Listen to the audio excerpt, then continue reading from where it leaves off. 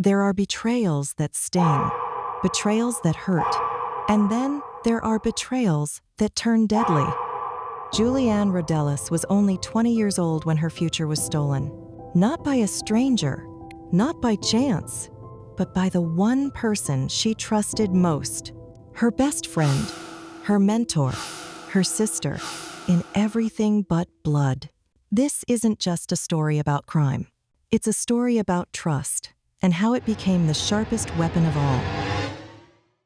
Julie wasn't reckless. She wasn't careless. She was ambitious. A young model balancing her studies with a growing career. Every casting call, every appearance was another step toward her dream, not just for herself, but for her family. She was grounded, approachable, and determined to succeed. By her side was Althea Altamirano, a little older, more connected. To many, they looked inseparable, two young women chasing success together. Friends, sisters, allies. But behind the smiles, envy was already spreading. What began as mentorship became rivalry, and rivalry turned into obsession. Julie never saw it coming, because in her eyes, Althea was still her closest friend. And in the end, that trust would lead her straight into the trap. The truth wouldn't unravel through forensics or dramatic detective work. It would fall apart because of something small, something ordinary. A receipt, a slip of paper that tore open the perfect lie. Julie's story shook the Philippines not just for its cruelty, but for what it revealed about friendship, ambition, and betrayal. To understand how it came to this, we need to start with who Julie was, and how her closest friendship became her greatest danger.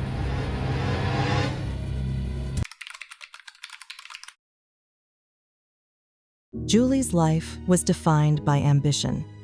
Born in 1992, she wasn't raised with privilege.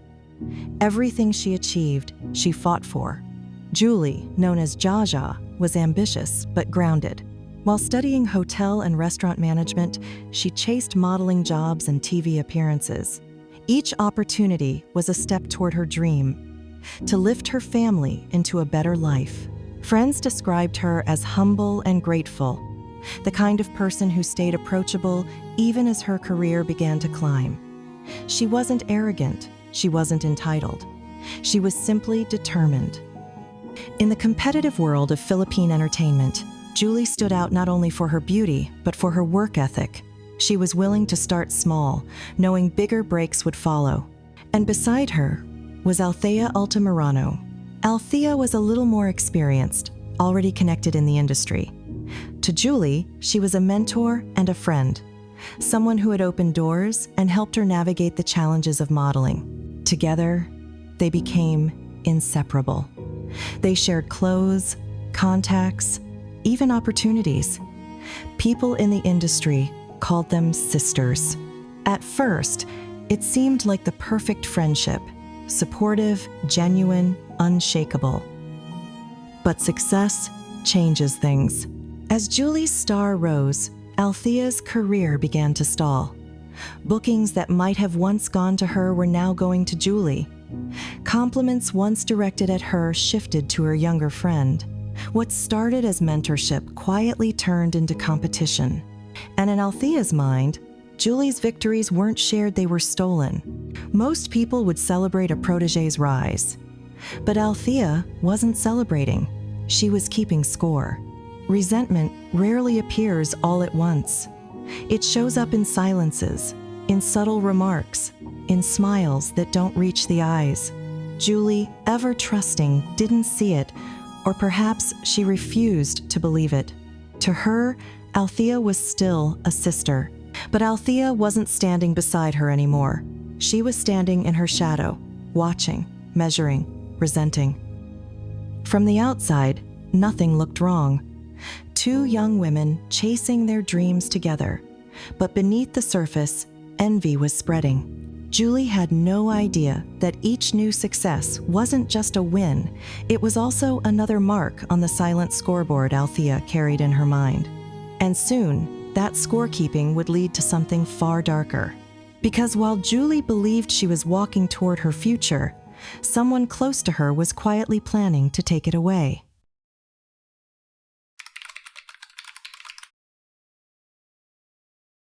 Jealousy doesn't explode overnight.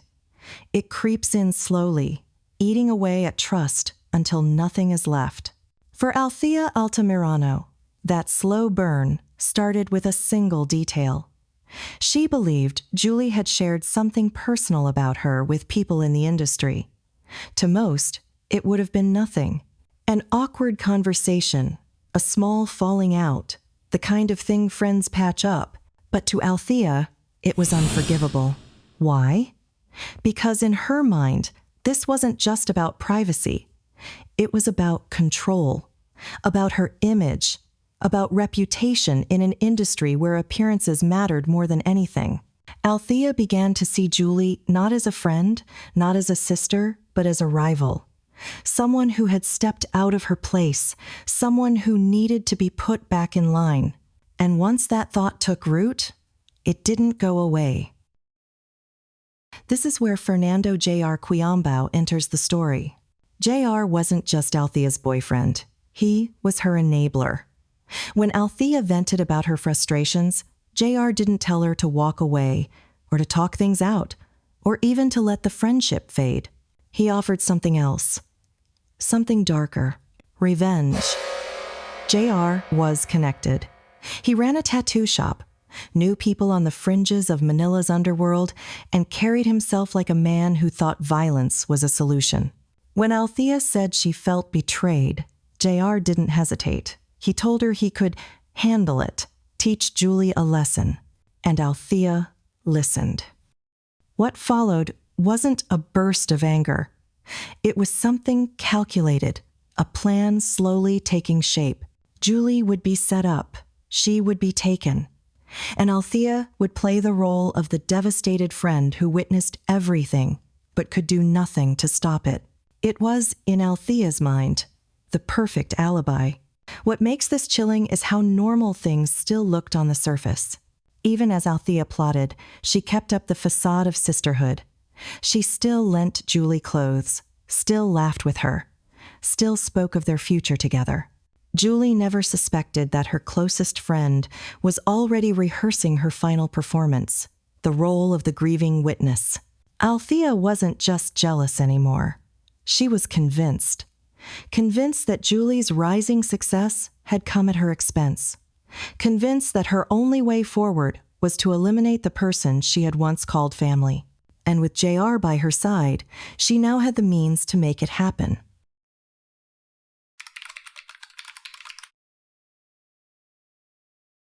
November 5th, 2012. For Julie Ann Rodelas, it started like so many other nights. Ordinary, routine, unremarkable. She kissed her mother goodbye, grabbed her things, and headed out. She told her family she was meeting Althea, a friend, a mentor, someone she trusted without hesitation. Julie had no idea that this night wouldn't end the way it began. The evening looked perfectly normal. The two went to the SM Mall of Asia, caught a movie, shared laughs. To any outsider, they were just two young women enjoying themselves.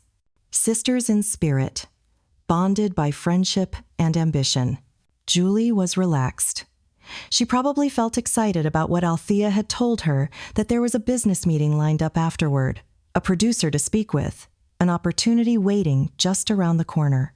But there was no meeting, no producer, only a carefully laid trap.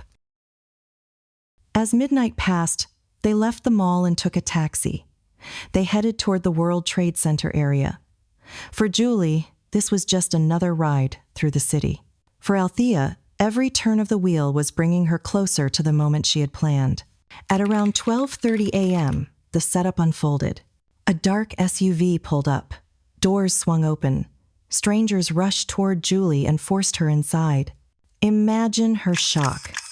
1 second, she was walking beside her closest friend. The next, she was surrounded.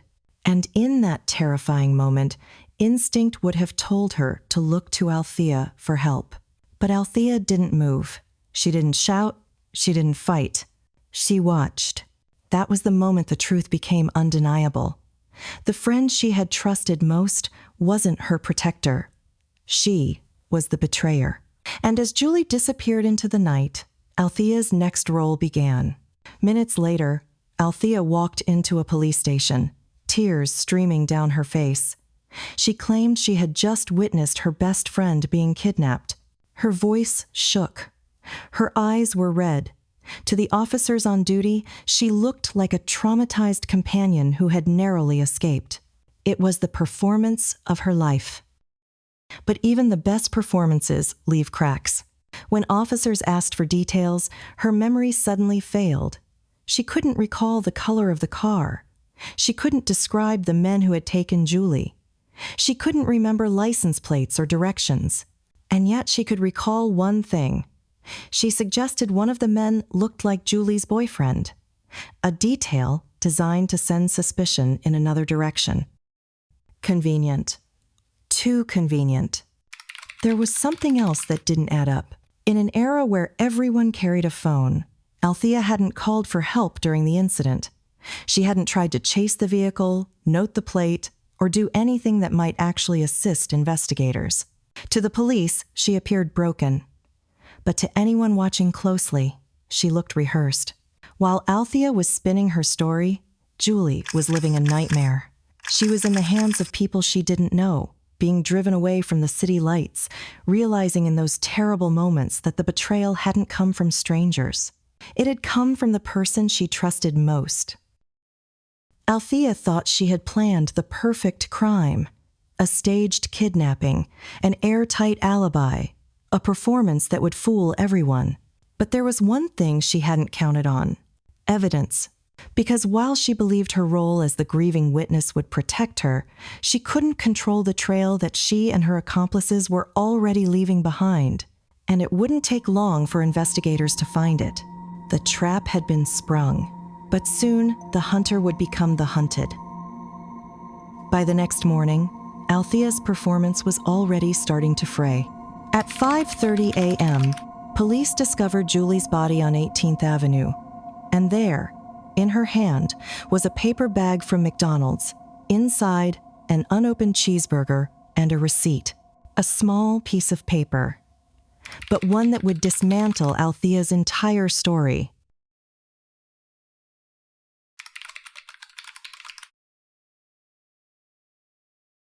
By the morning of November 6th, 2012, the staged story was already cracking. At 5:30 a.m., police found Julie's body on 18th Avenue in Quezon City. She had been abandoned like an afterthought, left behind in the quiet hours before the city stirred awake. For investigators, the scene was grim, but one detail stood out. Clutched in her hand was a simple paper bag, a McDonald's bag. Inside, an unopened cheeseburger and a receipt. The timestamp read 2:33 a.m. On its own, it looked ordinary. But in the timeline Althea had given police, it didn't make sense. Althea claimed Julie was abducted around 12:30 a.m., so how could she have food purchased 2 hours later? The receipt, small as it was, spoke louder than Althea's entire testimony. The Criminal Investigation and Detection Group took over the case, and their first move was simple: track down where the meal came from. It led them to a McDonald's branch on UN Avenue. Investigators requested the CCTV footage, and what they saw was the unraveling of Althea's perfect lie. The camera showed a man, late 20s, maybe early 30s, buying 2 cheeseburger meals at exactly the time printed on that receipt. It wasn't Julie. It wasn't Althea. It was someone else. Someone connected. At the same time, witnesses near the crime scene reported hearing gunshots around 5 a.m. Some saw a dark SUV speeding away, managing to catch a partial license plate. When police traced that plate, it led to a name: Rosalina Quiambao. Her son, Fernando J.R. Quiambao, the same man seen on CCTV buying that cheeseburger. The same man who was Althea's boyfriend. The same man who had promised to handle Julie. The receipt had connected everything. A fast food order tied the suspects to the victim. A vehicle linked them to the crime scene. And a relationship revealed that the grieving witness wasn't innocent. She was entangled. But the police didn't rush in. They knew a cornered suspect could disappear. Instead, they placed JR's house under surveillance. Days passed. Officers waited, watched, and gathered evidence. On November 10th, they got their break. JR's father left the house with a bag of clothes, supplies for someone in hiding. Investigators followed him north to Apalit, Pampanga. And there, at a family property, they found exactly what they were looking for. JR and Althea were hiding together. Parked nearby was the same dark SUV Mitsubishi Montero seen fleeing the crime scene. The grieving friend, the devastated witness, the mentor turned sister, now a suspect in a case that had the entire city talking. It had taken less than a week for investigators to dismantle an elaborate story using nothing more than persistence, sharp observation, and one fast food receipt. The trap that Althea thought would protect her had instead exposed her. The lie was collapsing. And the next step, confessions, would reveal just how far this betrayal had gone.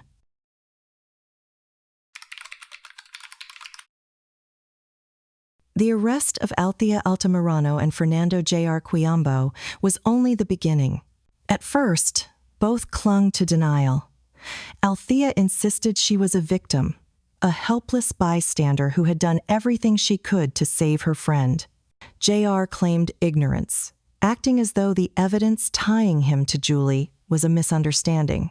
But detectives weren't bluffing. They had the receipt. They had the CCTV footage.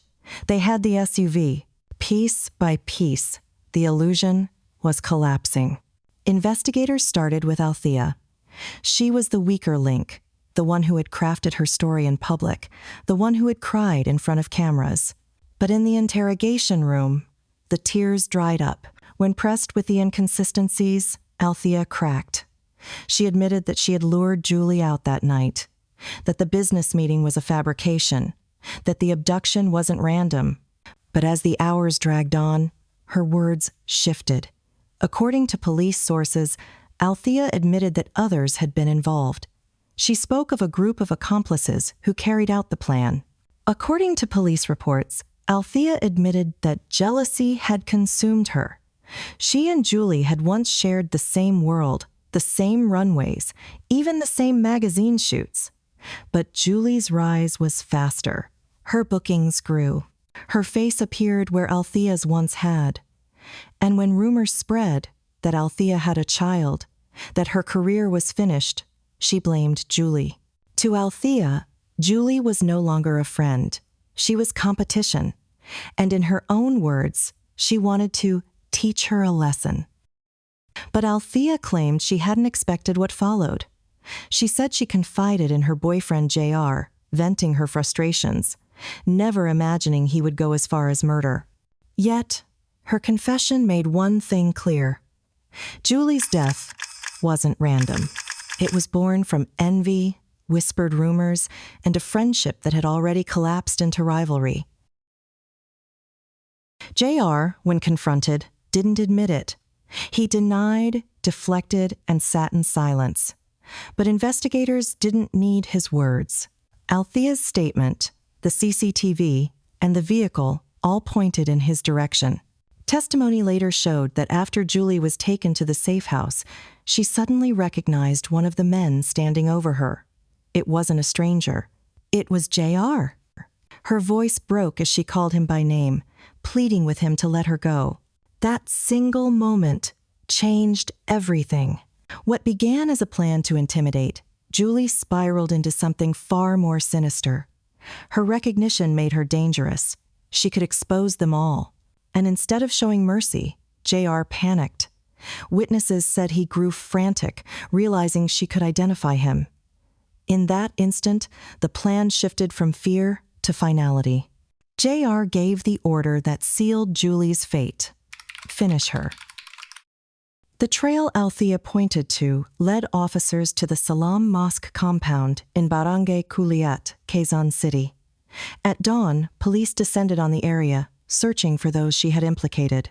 Inside, they uncovered men tied to the abduction. Faces hidden, hands cuffed, they were brought out into the light. But the most unexpected voice came not from Althea or JR, but from someone inside their circle. A man named Jamar Waraji. Waraji had been part of the operation, but when questioned, he cracked. He didn't just confirm Althea's story, he added to it. He told investigators about others involved, 2 men still at large. Efren Talib and a figure known only as Aldos. Waraji's cooperation changed everything. What had started as a story of 2 suspects, Althea and JR, widened into a network. Suddenly, the web stretched beyond jealousy, beyond one couple, into a circle of accomplices who had been part of Julie's final night.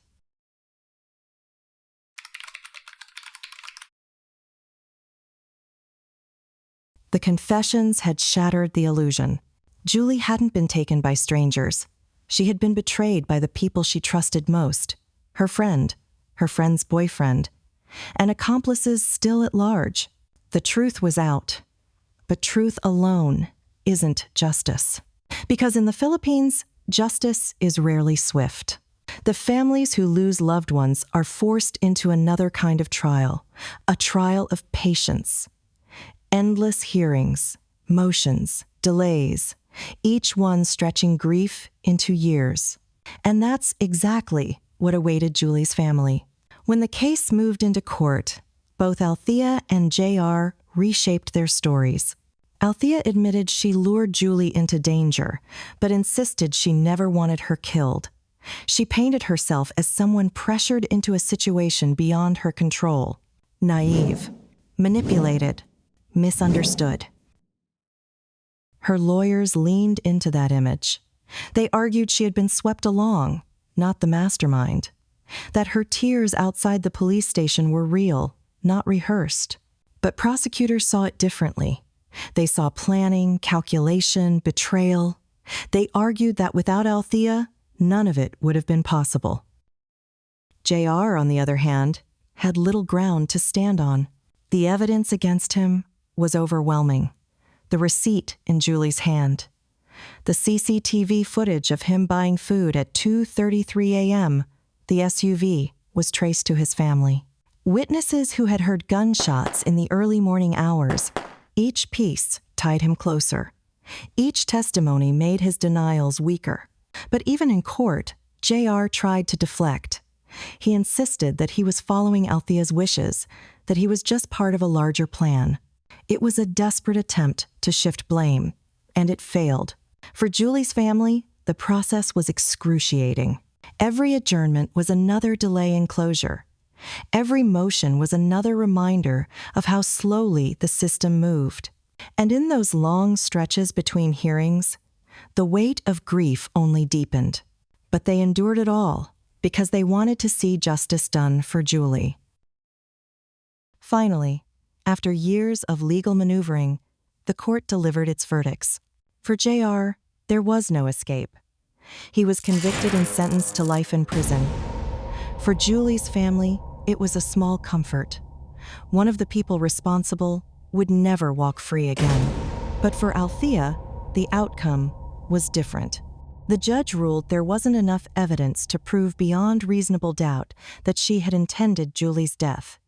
Her confession was reframed, her role minimized. And in the end, she was acquitted of the most serious charges. The woman Julie once called her sister walked free. It was justice, but fractured. Yes, one man was punished, but the woman who set the trap was free. And 2 more men, Efren Talib and Aldos, remained fugitives, their names fading into silence as the years passed. For Julie's family, it was a bitter pill. Yes, JR would spend the rest of his life in prison, but the person who had set the trap, the person who Julie trusted more than anyone, had evaded full accountability. It was justice, delayed, incomplete, and painfully uneven.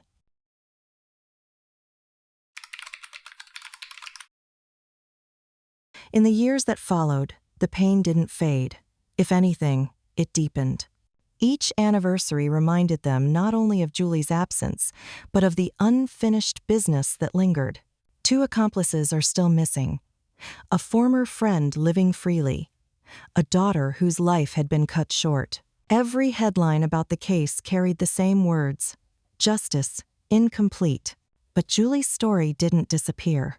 It lived on in news reports, in documentaries, in whispered conversations about betrayal, not because people wanted to relive tragedy, but because her case carried a lesson that sometimes the danger doesn't come from strangers in the night.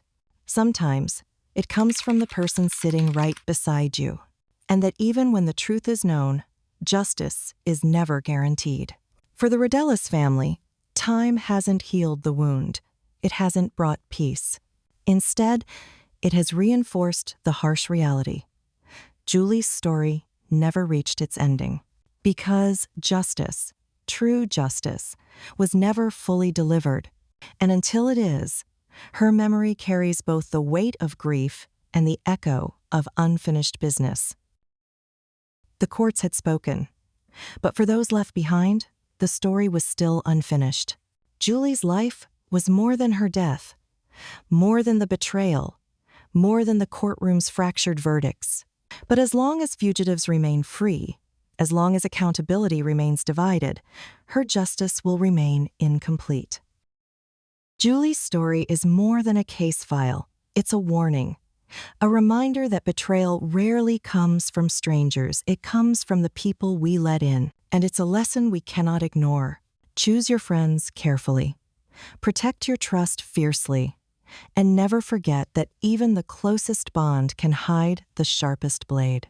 Julie deserved better, from her friend, from the system, from the world. And though justice for her remains incomplete, her story will never be forgotten. This is the legacy of Julie Ann Rodelas. A life cut short, a trust betrayed, and a warning that still echoes more than a decade later.